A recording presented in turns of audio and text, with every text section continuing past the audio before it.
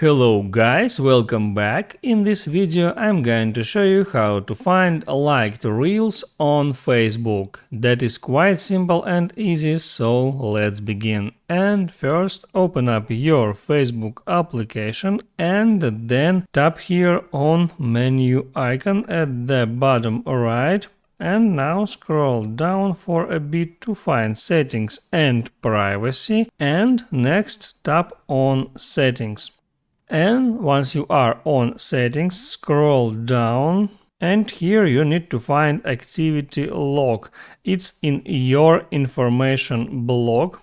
Go into that and there scroll down until you find interaction and tap on that arrow down, and there select likes and reaction, and there you can check all your likes including likes on Instagram Reels.